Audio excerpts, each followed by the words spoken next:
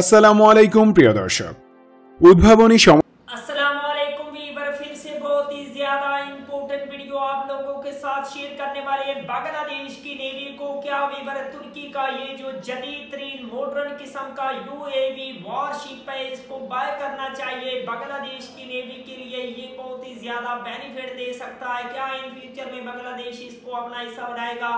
तो without wasting the time video को start करते हैं।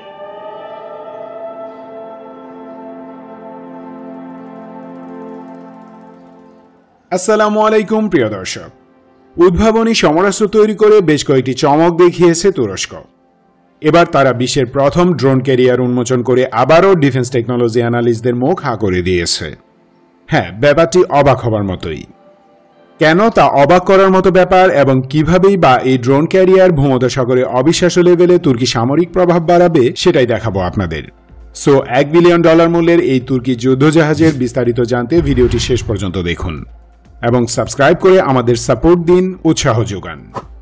আর হ্যাঁ, আমরা ভিডিও শেষ পর্যন্ত দেখতে বলি কারণ প্রতিটি ভিডিওতে ধাপে ধাপে একটি সমরাস্ত্রের বিশদ বিবরণ দেয়া হয় যাতে আপনারা সহজে স্টেপ বাই স্টেপ বুঝতে পারেন। এখানেও তাই করা হয়েছে।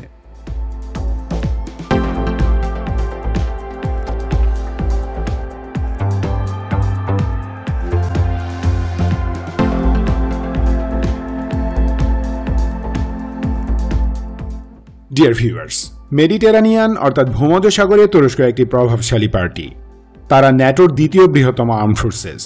সমুদ্রে জ্বালানি তেল ও গ্যাস অনুসন্ধান, আঞ্চলিক প্রভাব, সমুদ্র বাণিজ্য সহ একাধিক কারণে তুরস্ক তার নৌশক্তি বাড়াচ্ছে।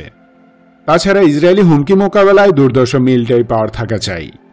বর্তমান বৈশ্বিক পরিস্থিতিতে সমুদ্রে যার শক্তি বেশি সেই সবচেয়ে বেশি সুরক্ষিত। তুরস্ক সে পথেই হাঁটছে। এয়ারক্রাফট ক্যারিয়ার এবং অ্যাম্ফিবিয়াস অ্যাসল্ট শিপ নেভাল পাওয়ারের অন্যতম প্রধান উপাদান। টার্কিশ নেভাল ফোর্সেস কমান্ড এই সেক্টরে নিজেদের অবস্থান তৈরি করতে হেলিকপ্টার ক্যারিয়ার তৈরি পদক্ষেপ নেয়। একটি এলএসডি বা হেলিকপ্টার ল্যান্ডিং ডক তৈরির উদ্যোগ নেয় তারা। আর এভাবেই শুরু হয় তুরস্কের এয়ারক্রাফট ক্যারিয়ার প্রজেক্ট।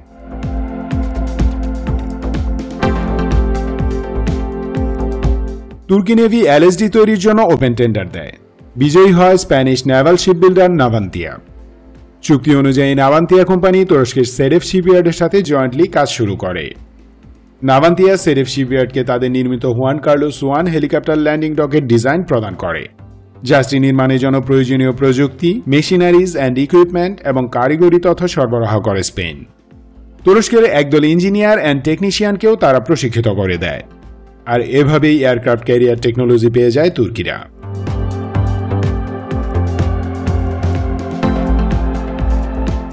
প্রথমে প্ল্যান ছিল একটি জেনুইন হেলিকপ্টার ল্যান্ডিং ডক তৈরি করা হবে। সেভাবেই ডিজাইনটি করা হয়। 25 থেকে 30টি হেলিকপ্টার এবং 2-3টি ড্রোন ক্যারি করতে পারবে এমন ডিজাইন করা হয়েছিল প্রথমে।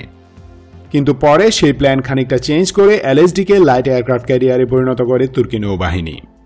মানে এই ক্যারিয়ার থেকে শুধু হেলিকপ্টার নয়, ফিক্সড উইং এয়ারক্রাফটও ফ্লাই করতে পারবে। এজন্য ক্যারিয়ারের সামনের দিকে যুক্ত করা হয় স্কি জাম্প বা র্যাম্প। নাম দেয়া হয় টিসিজি আনাদোলু। এই নামকরণ করা হয়েছে তুরস্কের সবচেয়ে বড় ভৌগোলিক এলাকা আনাতোলিয়ার নামে। প্রথম দিকে উদ্দেশ্য ছিল টিসিজি আনাদোলু থেকে F-35B STO VL fighter jet, T-129 attack helicopter এবং কিছু আঙ্কা সার্ভেলেন্স ড্রোন অপারেট করা হবে।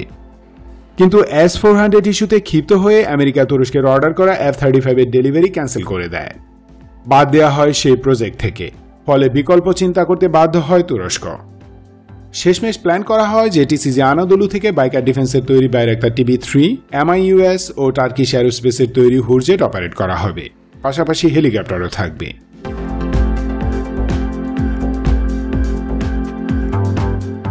যদিও এর নির্মাণ কাজ প্রায় শেষের দিকে, তথাপি টিসিজি আনাদোলু সম্পূর্ণ অপারেশনাল হবে 2023 সালে। ড্রোন অপারেট করার জন্য ফাইনাল মডিফিকেশন চলছে এতে।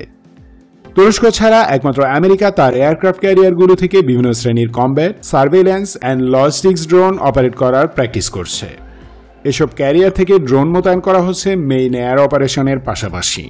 কিন্তু তুরস্কের মতো তারা ড্রোন কেন্দ্রিক কোনো এয়ারক্রাফট ক্যারিয়ার বানায়নি। টিসিজি আনাদোলু থেকে ড্রোন উড্ডয়ন এবং ল্যান্ডিংয়ের জন্য বিশেষ একটি প্রযুক্তি প্রয়োগ করা হচ্ছে। স্পেশালি মেড উইঞ্চ অ্যান্ড পুলি টেকনিক যুক্ত করা হচ্ছে এতে। ফ্লাইট ডেকের মাঝ বরাবর সমতল ডেকের নিচে এই পুলি উইন্স সেট করা থাকবে। ড্রোন এবং যুদ্ধবিমানকে তার দ্রুত গতিতে টেনে নিয়ে র্যাম থেকে নিক্ষেপ করবে, অনেকটা ধনুক থেকে তীর ছুটে বের হওয়ার মতো।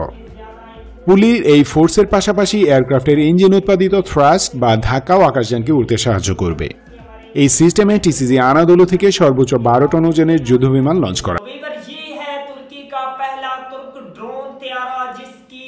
पावर को देखकर पूरी दुनिया हैरान हो रही है, खास तौर पर भारत को मुंह तोड़ जवाब देने के लिए बांग्लादेश और पाकिस्तान को तुर्की से इस किस्म के ड्रोन तैयारे को डेफिनेटली बाय करना चाहिए। बांग्लादेश की नेवी के लिए ये एक फायदेमंद वेपन साबित हो सकता है। बहुत ही ज्यादा एडवांस लेवल का ये ड्रोन तैयार है। आई होप बांग्लादेश इसको जल्दी बाय करे। अगर आप लोगों को मजीद इंफॉर्मेटिव वीडियो देखनी है तो जल्दी से हमारे चैनल को सब्सक्राइब कर लीजिएगा। मिलते हैं आपसे नेक्स्ट वीडियो में इंशाल्लाह, तब तक के लिए अल्लाह हाफिज।